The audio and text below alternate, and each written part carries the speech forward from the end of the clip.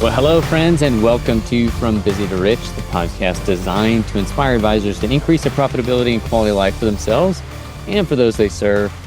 You have myself, Justin Lakin, and Wes Young here with you today, and we happen to be in the middle, depending on when you're listening to this or watching, for those of you watching, in the middle of our year-end planning strategy sessions, which is the bulk of what we're doing right now in October, November, really leading up to Thanksgiving, maybe some in December, but seems like for the most part, everybody's like the rest of us that want to be done as much as possible before the holidays get here, because things just kind of go south or go chaotic, one of the two after that. So we're going to be talking a little bit about that. I know Wes is going to dive into the structure of how we approach this, but then some key things that we do that think from an advisor standpoint, advisors are missing that adds so much value of how you're seen in those meetings. And honestly, are one of our biggest referral sources because of the type of value that we bring into the conversation. So Wes, with that, I'm going to hand it off to you and see where you want to start with that. Yeah, well, I love this topic because it is such a blue ocean. There are so many untapped things that most advisors are not even aware a game is being played here. And frankly, most of your clients aren't. And it unnecessarily causes a lot of money to go to the IRS that could have been to the client's retained earnings, that could have been used to increase their quality of life. It could have been used to get them to a place where work is optional sooner. It could have been used for any number of things that probably the client's going to be a whole lot more excited about than giving it to the tax man. Chris Rock, the philosopher, Chris Rock, he has a great quote. He says, "You don't pay taxes to take taxes." And I think in a lot of ways that's true, but it's true unnecessarily. Is they're taking more than they legally should because you don't know how to take advantage of the laws that they've set forth. With our clients, we can stand in the gap and coordinate great tax ideas with the client's CPA. And let me tell you something, when you just have a basic structure to do this, which we're going to introduce to you all today, an approach that I don't care how little or how much tax experience you have, you can implement this. And my hope is that you would call at least 3 clients by the time once we're done with this meeting, and schedule a year-end strategy session where you're going to focus specifically on their tax story. And we're going to talk to you about everything we do. We're going to give you the tools to use and really give you basically a gift that, as you said, Justin, not only is going to give you a bunch of new referrals because they're going to talk about this stuff to their friends, but it truly is going to increase the profitability and quality of life of the client, which is our mission and win. So we go in depth on this stuff in Transform. As you know, we already have at the beginning of our year, all of our year-end meetings scheduled. We also have mid-years. So you want to learn more about that, again, go check out Transform. We're about to be enrolling for that for 2025. So you can get on that on the list. We can be sure you're signed up. And with that, I say, Justin, let's dive into this because you know, one of the things about tax is because the tax code last time I checked is something like 77,000 pages, depending on the font size you use and the latest additions or subtractions to it. And most people by default put that in their hard pile. In fact, most people have the same tax intelligence right now, if they're a 40-year-old entrepreneur, that they had when they were a 20-year-old college student. And in the beginning, that wasn't that big a deal. You know why? Because you're not making enough money to where they're taking that much. Right? But now when you're making a whole lot of money, it's time to upgrade your tax intelligence or have a process that every year takes that responsibility and it systematizes it. And so that's what we do. So as you know, Steph schedules all our mid-year and year-end. So right now we're coming into those. And what'll happen is several weeks before that, they get an email from us. And that email goes out and it says, "Hey, mid-year, the year-end's going to be upon us soon. We want to do a projection of where we think you're going to come in for the year. And we want to talk about anything that's a part of your existing plan, make sure that's still been implemented. And want to make sure there's no new things that we should go coordinate with your CPA in order that we won't have the opportunity to do after December 31st. This, to use your analogy we were talking about before, is like a treasure hunt. And walk me through what you told me about the treasure hunt. I was just saying, with a treasure hunt, especially get a team of people, The one who digs it up and actually opens the treasure, yeah, that person's celebrated. But the person who found the treasure in the first place is going to be equally celebrated. Like, you don't have to be the one opening the box to implement like tax ideas, but somebody's got to go look for and spend the time to help find them of things that may be applicable and search where this treasure may be. Yes. Yeah, that's it, right? You are the CPA is the one who's going to eventually dig up the treasure and open it, but you're going to tell them where the treasure is. And here's the process for this, Justin. It's not complex. So suspend your disbelief if you're like, Wes, I am not an expert in tax. You, with a minimal amount of effort, will be better than 99.9% people on the planet in tax very, very shortly. So here's what you do. You're going to go schedule meetings and schedule 3 today. Say, hey, I want to do a little bit of a year-end session with you to make sure there's no overlooked areas of tax opportunity. And what you're going to also do is you're going to subscribe to Holistiplan. You take that client's last year's already filed 2023 tax return, you upload it into Holistiplan. It's going to do a nice little report, and it's going to give you the ability to do a side-by-side comparison. So you're going to have this whole comparison of what their incomes were, where their deductions were, did they itemize, did they take the standard deduction, and then you're going to have what they total taxable income ended up being, and what they actually paid. Then what you're going to do is you're going to mirror that. You can mirror that exact scenario side by side, and you're going to, because here's what's going to happen, Justin. A third of the clients that you email, they're actually going to get you a projection of, hey, this is where my income's coming in at this year. A third of them are going to get you some stuff. It's just not going to be that great. And it's probably going to be like the morning of the meeting. And then a third aren't going to get you anything, right? So that's kind of the breakdown here. Meet with all of them. It does not matter, because here's what you're going to do. You're going to say, hey, look, we're going to plug this into Holistiplan, try and do a analysis of what we think you're going to owe. And a lot of times, some clients, they're going to look a lot like this year, like they did last year. And you can say, so is this about where you came in? And you might adjust their salary a little bit, or maybe they sold a piece of property or some stock or something like that. So you can make those adjustments. Bottom line is, it's going to give you this output of, if this is right, and again, this is a projection, then this is about what you're going to owe. Then here's the magic. Here's where you're going to begin to find the treasure. Is you're going to then say, all right, so let's walk through all the things that may apply here. And so what I'm going to do with you right now is go through just lightning round bullets of things that you have. We create these in the Transform Learning series. We can give you access to a PDF version of this in the show notes. But if you really want to get deep in this stuff, the live version for our Transform subscribers, you can actually click on each of the links, and it'll take you to me explaining this concept in a couple minutes in language that you could use to explain it to clients or to a client CPA.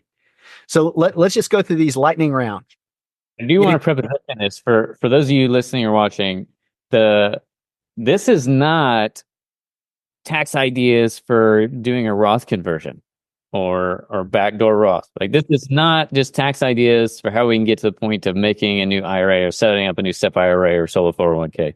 Yeah. It is truly about what tools are in the toolbox, and what's going to give you some that may be relevant, that are immediately going to create an impact. And the reason that's so critical is especially how we do business, because we charge a fee for planning, regardless of whether we do a SEP IRA or a rollover or any of that. Like, we're curators of good ideas. And these are some of those ideas that we're going to be talking about. And it just positions you completely different, because you're not coming into it to the point of like, here's a tax idea so that I can place a product. Right. That's right.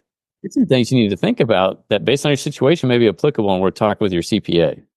Hey, and ironically, you know what else ends up happening when people have extra money that you created by knowing the tax code? They end up placing a product. They end up giving you more money to manage. So this is like mutually beneficial in all ways. But here, let's just hit these lightning round here. So one very common thing we run into is, let's say you've got an LLC or a sole proprietorship client, maybe a partnership client. Quite often, one of the things we observe, because if you do, here's what's happening, is any profit they have from those things after deductions, they're paying, on top of whatever tax liability, they're paying self-employment tax.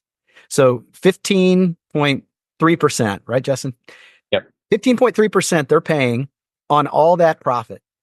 So up to about $170,000. Then everything over that, it's still 3.8%, so not insignificant. But quite often, this is when we just had, like I had this 2 weeks ago.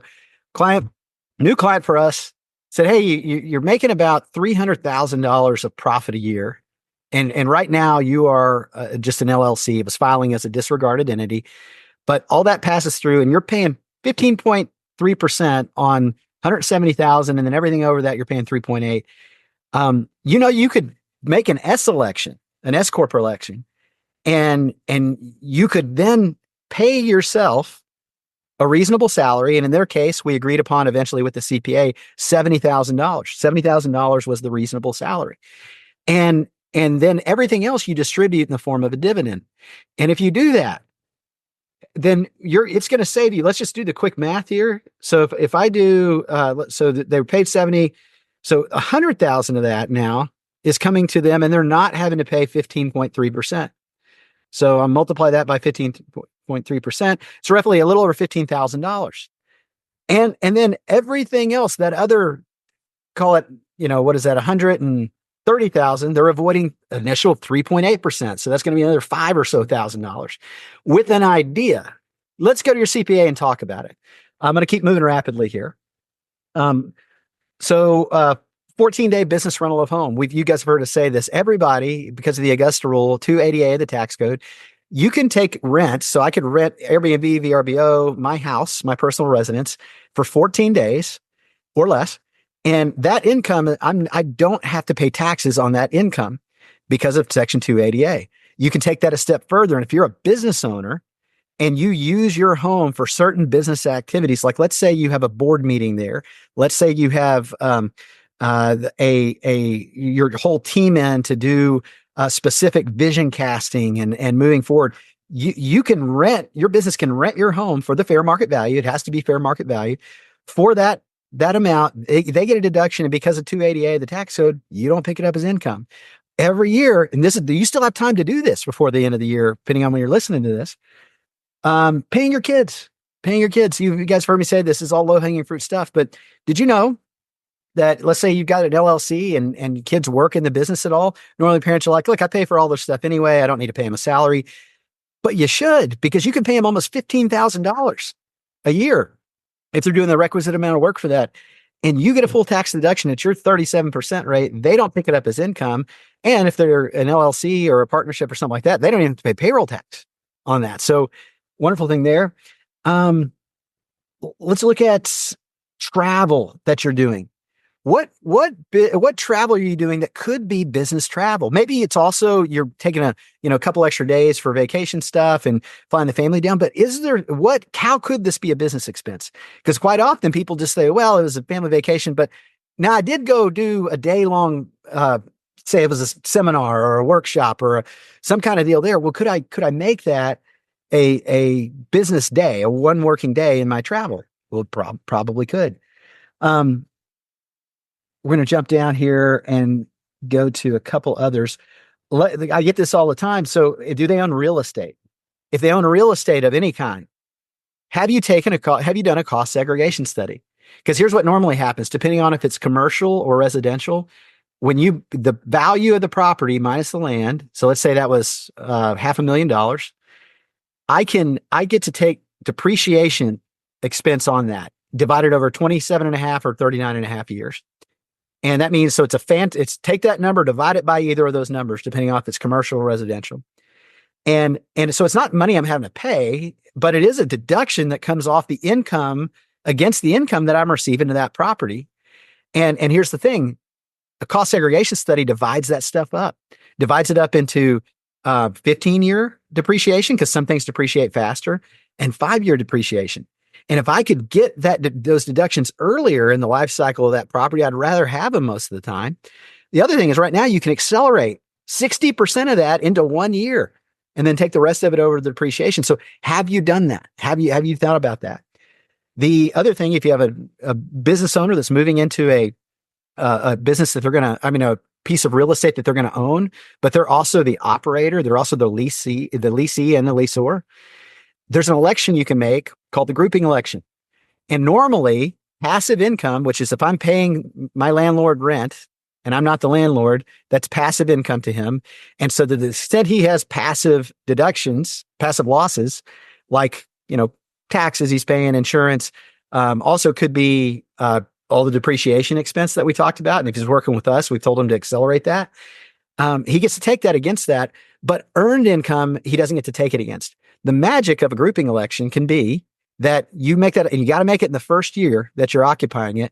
You can take passive, not only your passive income against passive losses, but you can take passive losses against earned income as well. So it's an amazing little trick out there that gets overlooked. So just asking these questions, going down the checklist. And again, for sake of time, I'm going to go through a few more like really, really good ones. Donor advised fund. You have a charitable client, and let's say that they're right at, we see this all the time, Justin. We've seen this year quite a few times. They are right at the point where maybe they're donating 10 grand. They've got some property taxes. They've got some interest, but they're not quite at the standard deduction. We had a client literally was like $1,000 under it this year. And we said, well, hey, are you going to give money to charity next year? And he said, oh yeah. We always give about $10,000 to $15,000. I said, well, why don't you go ahead and either give it right now to that charity, because then we get to actually use it, counts in the deduction because it's over on top of your standard because you've already built all this base of itemized. And if you're not ready to give it right now, then just don't give it next year. Just give it all this year. Or so you give it in advance, or give it to a donor advised fund that you control. That donor advised fund, you could give 4 or 5 years, even if you wanted to, and take that all in this 1 year. And you're going to get the deduction. Then you get to feed it out to the charities of your choice at the time you would like. And then you get to just pick up that standard deduction, which is what you were taking anyway. It's at least get benefit from your charitable deductions by bundling them. Third option is this year, everybody's got a bunch of market movement, right? Stocks are high. Markets have been moving up. So you have all these highly appreciated stock. And if you go sell that stock for a gain, what's going to happen is you're going to have to pay long-term capital gains tax on it.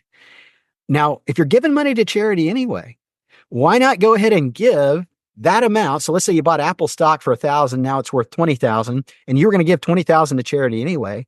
Why not go ahead and give $20,000 worth of highly appreciated Apple stock to that charity?